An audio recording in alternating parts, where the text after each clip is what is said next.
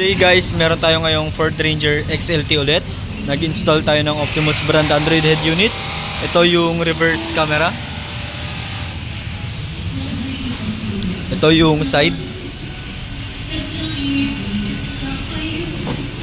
Tayo sa loob.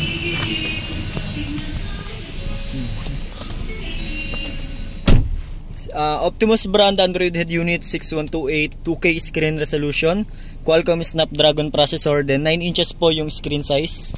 Ayan, kung makikita nyo, all sides recording po yung 360 camera natin from front, rear, left and right. Ayan, then meron siyang USB port and SIM card slot. Ayan, working pareho.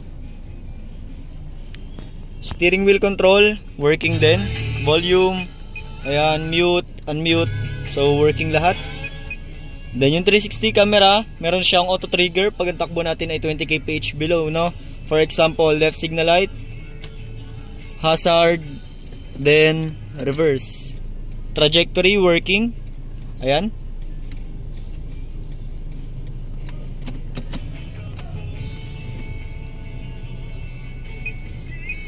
Meron din siyang split screen function kung gusto mo mag-open ng dalawang application ng sabay. For example, Waze and YouTube. Ayan.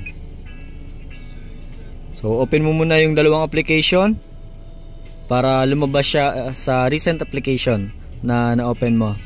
So, ayan, makakapaggamit ka ng Waze habang nag-YouTube.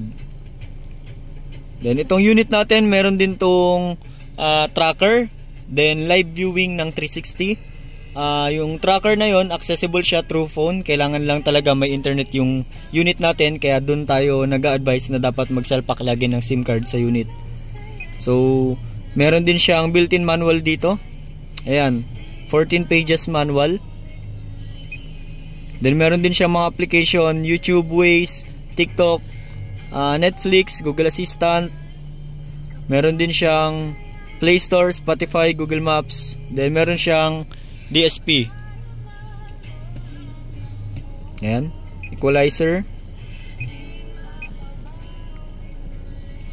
Yun lang, Optimus brand Android head unit 6128 2K screen resolution, Qualcomm Snapdragon processor, then Android Auto and Apple CarPlay wireless. Thank you.